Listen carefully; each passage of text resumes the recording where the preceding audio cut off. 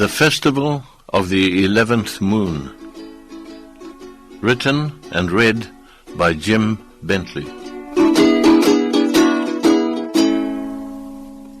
On the island of Muarena, in the isolated inner Pacific, there exists a cultural event observed by the people for 1,000 years.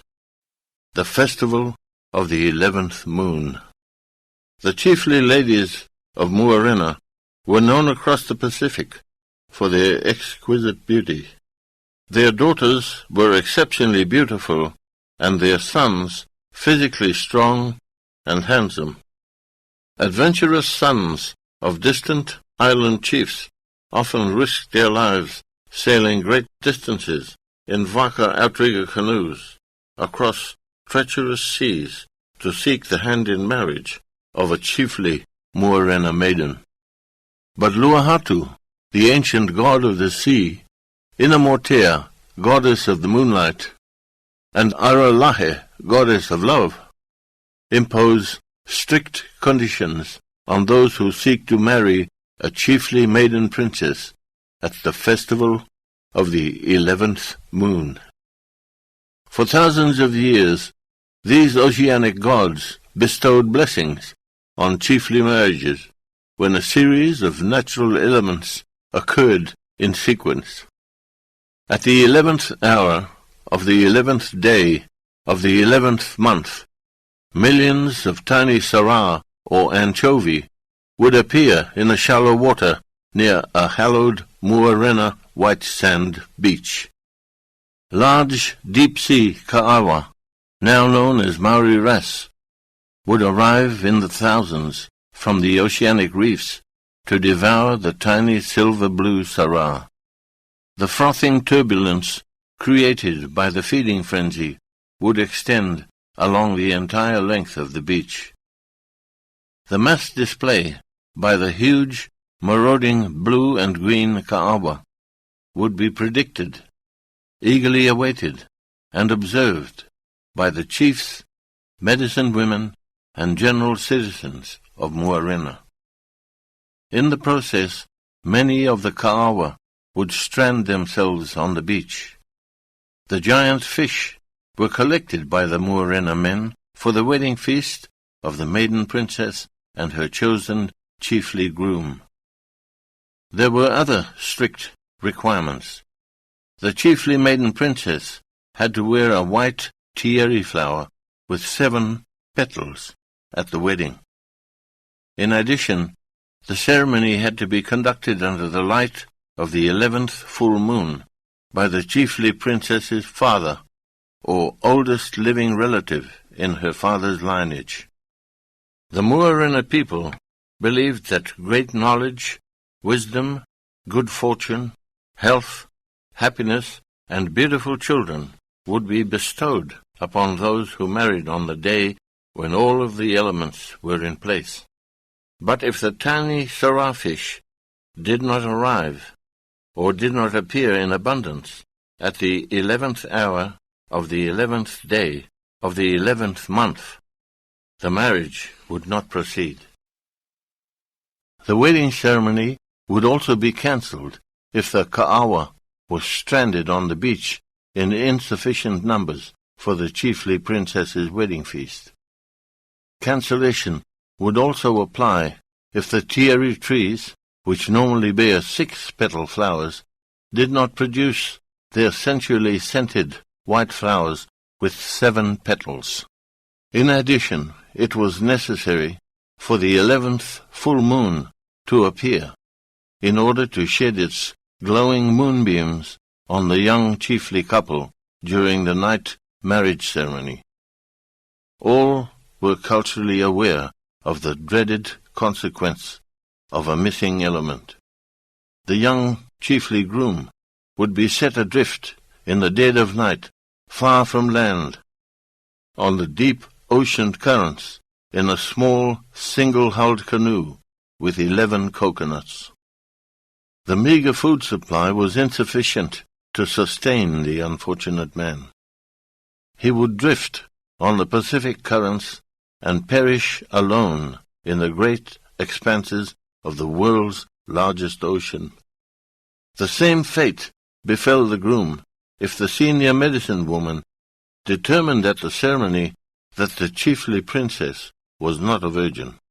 Since the princess was continuously chaperoned all of her life by cultural decree before marriage, it was only the princely groom who was alone with her prior to the wedding for a few short minutes of courtship on several occasions.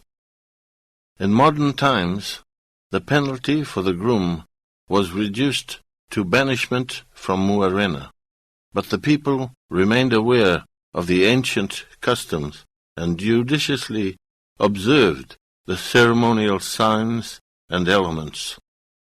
Christian representatives moved to abolish the entire practice, but the people refused the church leaders' repeated requests.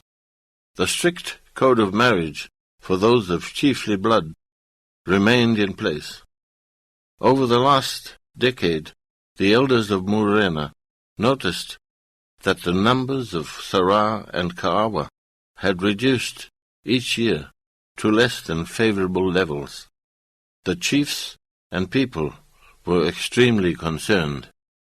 These were serious, important factors. The tiny Sarah, the giant Ka'awa, the seven-petal Tieri flower, and moonlight were special gifts from the ancient oceanic gods. If the gods were angry, there was the probability that Luahatu, the god of the sea, would not supply sufficient food from the ocean for the Muarena people.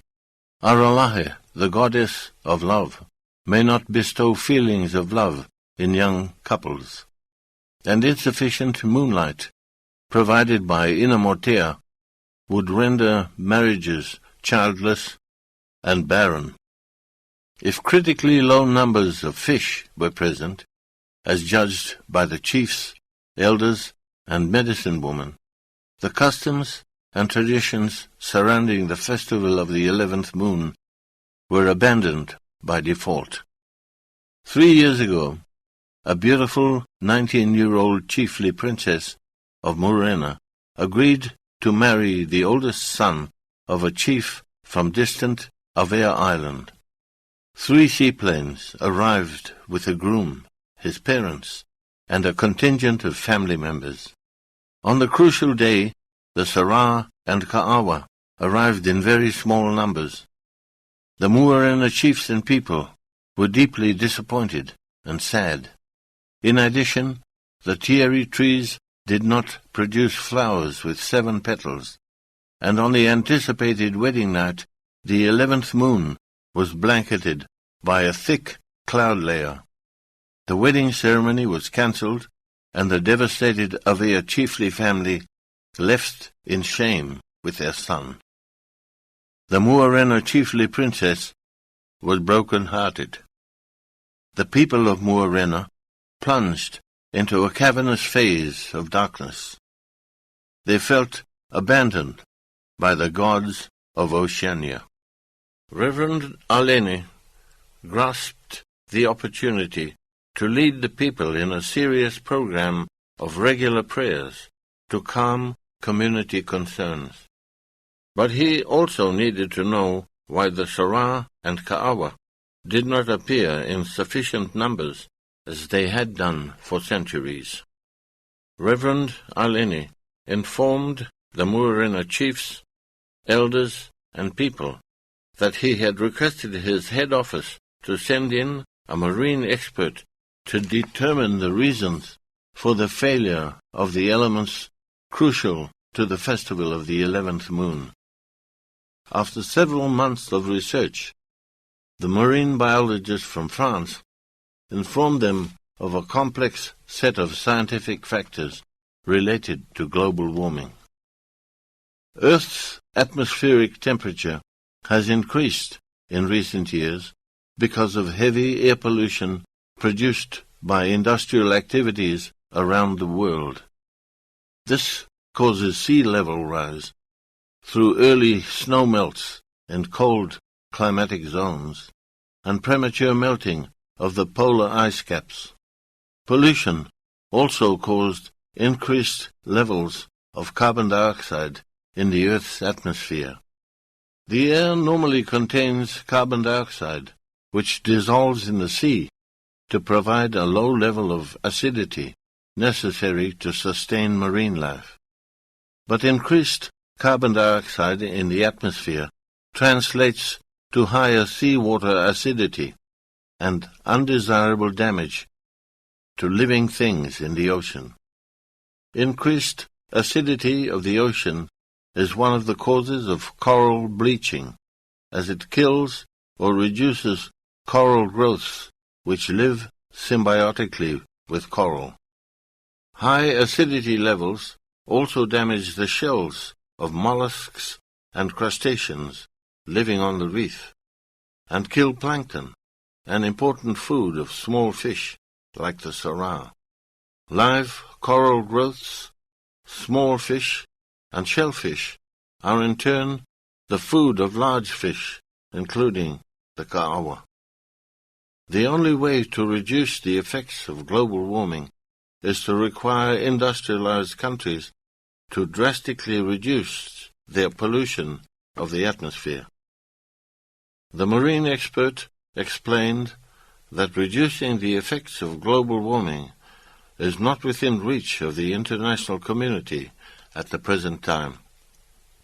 For the foreseeable future, the sea resources and marine food chains of small island countries will continue to be adversely affected. This information rendered prospects for revival of the festival of the 11th moon extremely low. The marine expert was sad to inform the people that only a miraculous turn of events in large foreign countries could help the situation. The chiefs and people of Muarena descended into a phase of heavy consideration of their future. What would become of the chiefs, the chiefly system, and the people? The prevention of chiefly marriages by the absence of elements relating to the festival of the 11th moon would eventually cause the demise of the chiefly system. Without chiefly marriages, there would be no chiefly children to continue the chiefly bloodlines. Without leaders, the cultural strength of the Muarena people would be seriously weakened and disadvantaged. The cultural fabric of the society of Muarena was in great danger. Every clan on the island was informed to seek answers to the serious problems confronting them. Some decided that they would make contact with the ancient oceanic gods, who provided support to all forms of life on Earth.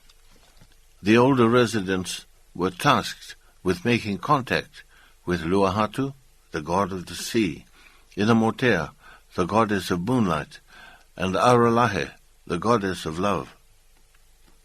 Other clans prayed to the contemporary Christian god to lead them out of the shadow of the environmental dangers threatening their existence. The people continued to harvest sufficient food from the sea, but all noticed a definite decline in marine bounty. A program to increase land food production was recommended and established. The rearing of chickens and pigs were upgraded alongside larger plantation crops of community preference. But as time went by, global warming continued to bring sea level rise to the unfortunate islanders. Higher spring tides were experienced. The salty sea gradually penetrated further into land sites each month and year. Several hurricanes of great velocity and power came to Muarena. The islanders were confused and perplexed. What had caused the altered climatic conditions? Meteorological experts originally advised that Muarena was geographically situated outside of the Pacific hurricane belt. Climatic changes included long spells of dry weather which affected all forms of agriculture. Declining harvests of coconuts, breadfruit, and taro were experienced. The islanders' natural source of vitamins and minerals, fresh morning toddy, declined.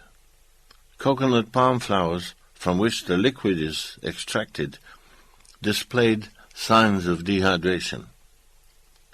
Reverend Aleni thought that he must come up with ways of reducing the burden on the people and returning them to a peaceful state of mind. He prayed and thought very hard. The Christian God must deliver the Muarena people out of this environmental wilderness. It soon became apparent that food imported from Australia and New Zealand increased in price because of the effects of global warming. The largest economies in the region experienced periods of drought, then flooding and bushfires.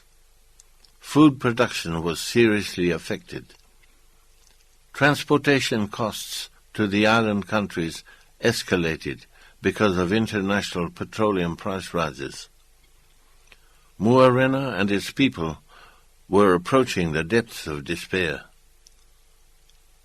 There were too many negative forces to contend with. Uncontrollable environmental factors threatened their livelihood.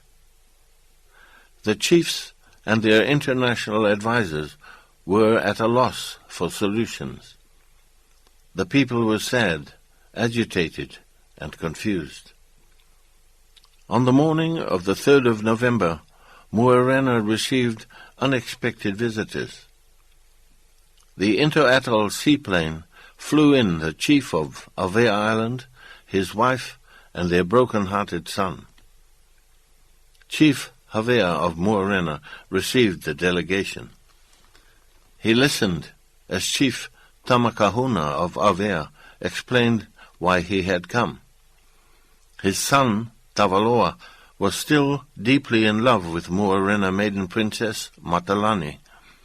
This visit was to respectfully revive marriage consultations. Reverend Aleni saw this event as an opportunity to restore the festival of the 11th moon and to remove the threats to the chiefly system of Muarena.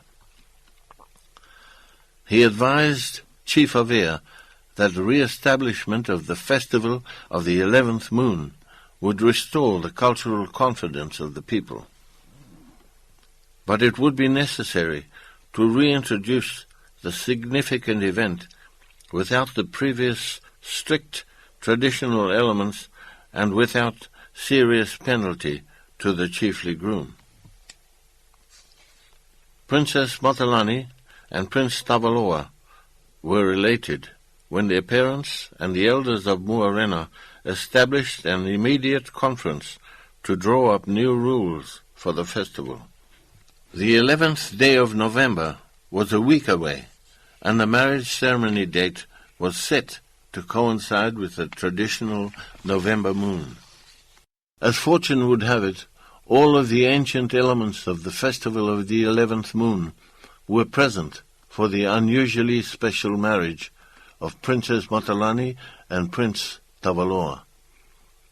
The Sarah emerged in moderate quantity at the 11th hour.